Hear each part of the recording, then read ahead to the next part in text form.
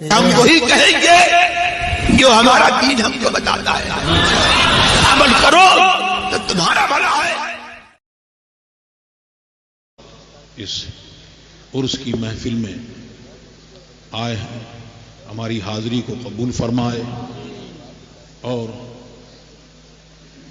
ہم سب کو مسلک اہل سنت والجماعت پر، جس کو پہچان کے لیے مسلک اعلی حضرت کہا جاتا ہے، اس پر قائم رکھے.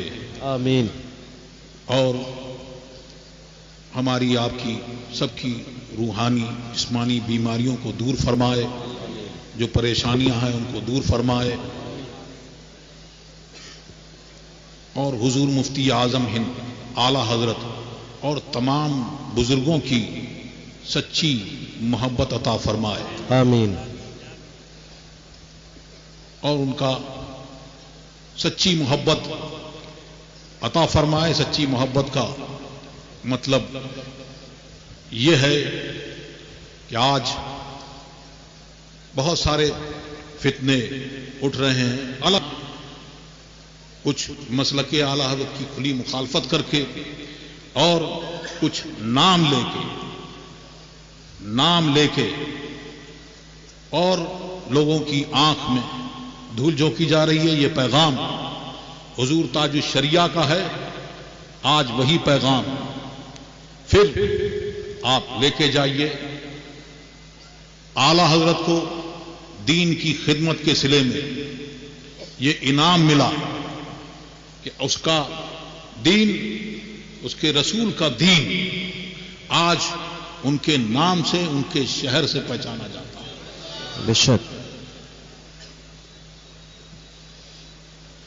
تو یہ ہر دور میں یہ پہچان مقرر ہوئی، اور یہاں پر اس دور میں یہ پہچان ہوئی. تو جو کسی سلسلے میں مرید ہے، چاہے وہ رضوی ہو، اشرفی ہو، کوئی ہو، مسلکن جو ہے وہ رضوی ہے. بے شک. اور اتحاد کے نام پر یہ دھوکہ دیا جا رہا ہے. کبھی بھی اشرفی رضوی اختلاف تھا ہی نہیں. بے شک. سبحان اللہ. یہ اختلاف ان لوگوں سے ہے،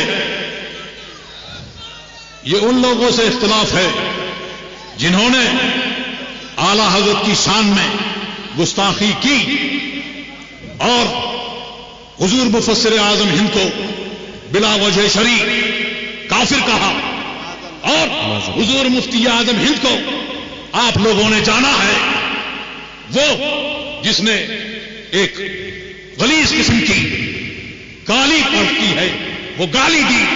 وہ لوگ جب تک کہ اس سے توبہ نہیں کریں گے، رجوع نہیں کریں گے، تو ان سے کسی قسم کا اتحاد ہو نہیں سکتا.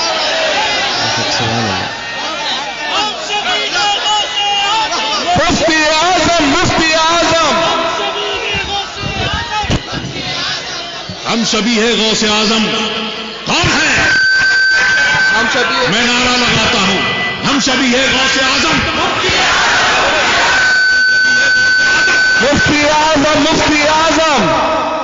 بہت 60 میں حضور مفتی اعظم ہند نے فرمایا، مجھے اپنی الفت میں ایسا، مجھے اپنی الفت میں تو ایسا گما دے کہ میں خود کہہ اٹھوں نام غوث اعظم.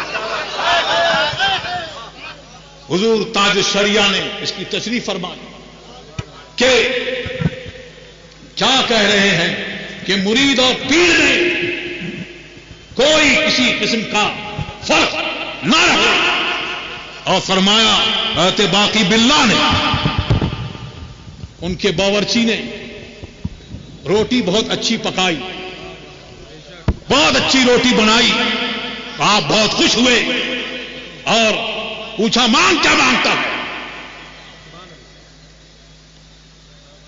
اس نے عرض کی کہ میں یہ چاہتا ہوں کہ آپ کی طرح ہو جاؤں، مجھے اپنی طرح بنا لیجیے.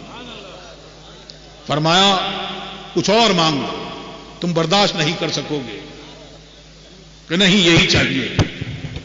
حضرت باقی باللہ نے اللہ کی دی ہوئی قدرت سے ایک نظر ڈالی، ایک نظر ڈالی تو دونوں میں کوئی فرق نہیں رہا.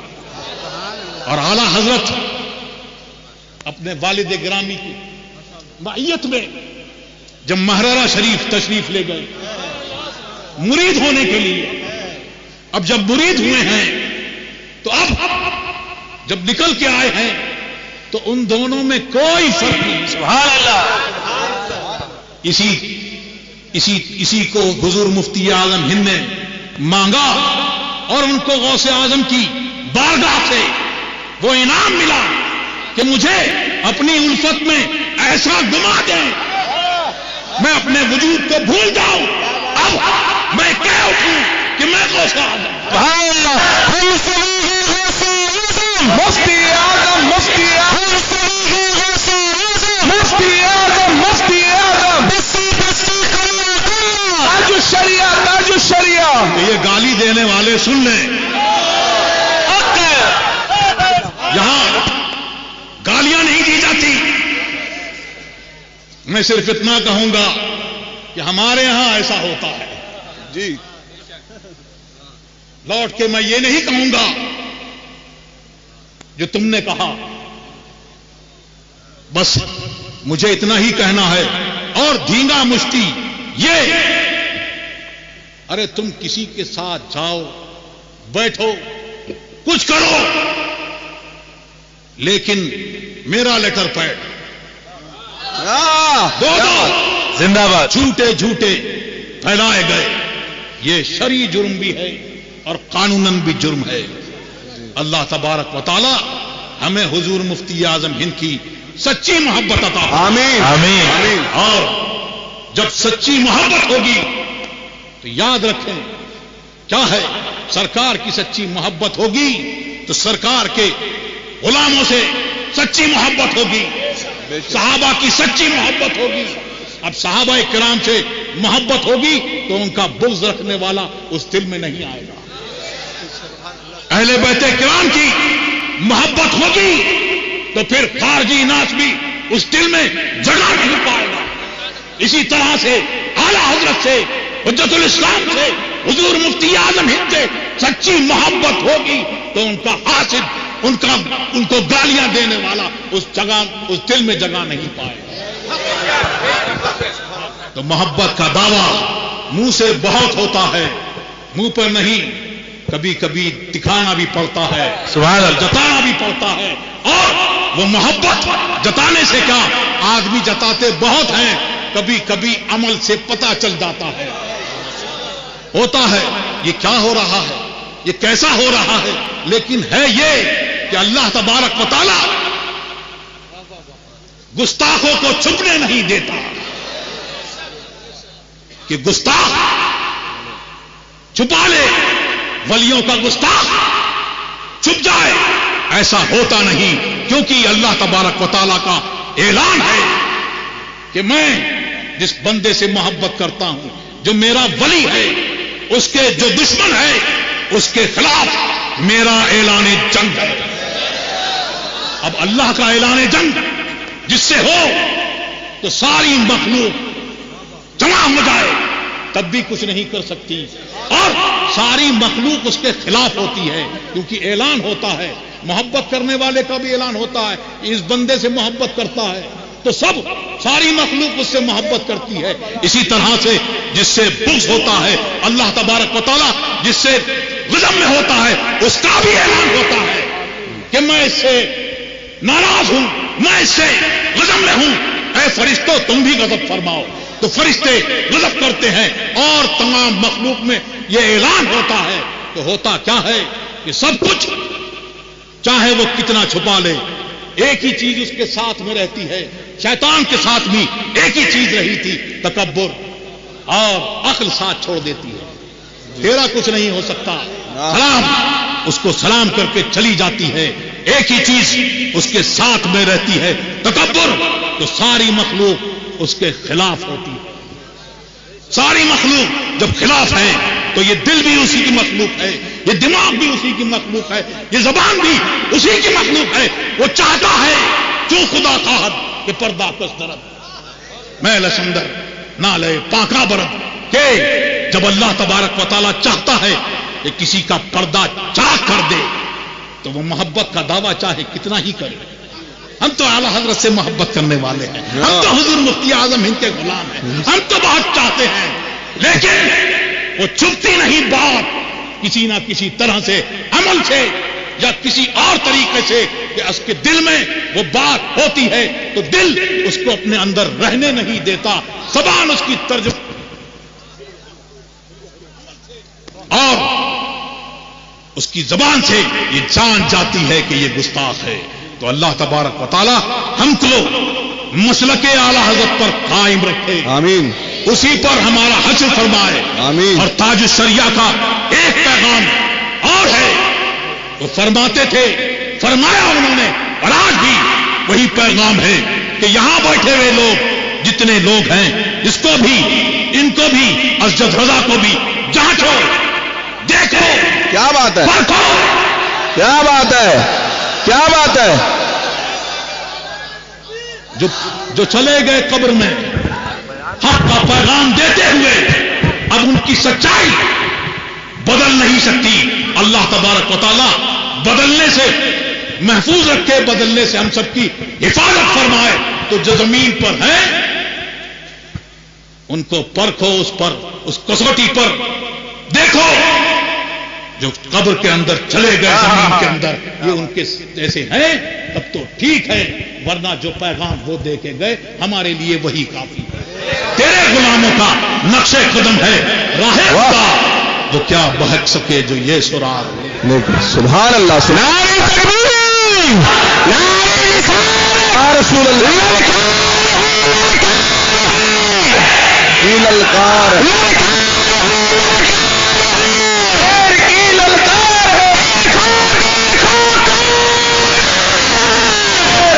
شیر آیا،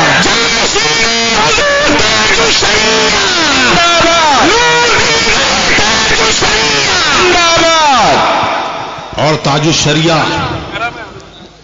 تاج الشریعہ حضور مفتی اعظم ہند کے بارے میں کیا فرماتے ہیں؟ سبحان اللہ. تیری مدحت کو،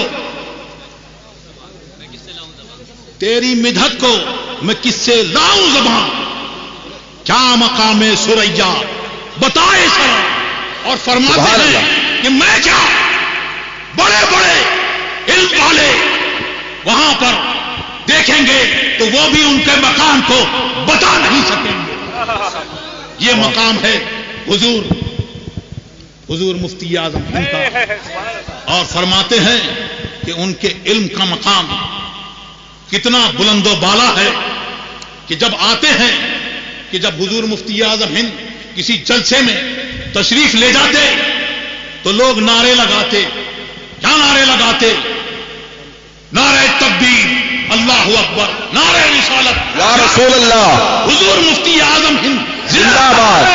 حضور مفتی اعظم ہند فرماتے کہ تقریر نہ روکی جائے، ذکر نہ روکا جائے، اس کو میرے لیے روکو مت، درود شریف پڑھتے رہو، کوئی کھڑا نہ ہو. اور کبھی فرماتے، تاج الشریعہ فرماتے ہیں کہ کبھی فرماتے کہ میں اس کو جائز نہیں سمجھتا. حضور تاج الشریعہ فرماتے ہیں کہ مجھے بڑی اضطراب ہوا کہ یہ کیا معاملہ ہے. اللہ تبارک و تعالیٰ کا ذکر کر رہے ہیں اور ذکر سے وہ کر رہے ہیں اور حضور مفتی اعظم ہند فرما رہے ہیں، لیکن فرماتے ہیں وہ حضور مفتی اعظم ہند نے جو فرمایا اور جو عمل کیا، وہ بعد میں جو افتاء کی خدمت کرنے والے ہیں، جو ان کی خدمت میں بیٹھنے والے ہیں، انہوں نے جانا. وہ فرماتے ہیں کہ میں نے، حضور تاج الشریعہ فرماتے ہیں کہ میں نے شامی میں دیکھا، جزیہ دیکھا کہ ذکر کو کوئی اس میں تحریف کرے، جیسے کوئی چوکیدار اگر جگانے کے لیے رات بھر اللہ اللہ کرتا رہے تو یہ جائز نہیں. اور فرماتے ہیں کہ مجھ کو اور ایک جزیہ ملا غالباً عالمگیر وغیرہ میں کہ یہ فرمایا کہ عالم اگر لوگ نعرہ لگائیں تو یہ جائز نہیں ہے، اس کے لیے جائز نہیں ہے. کیوں؟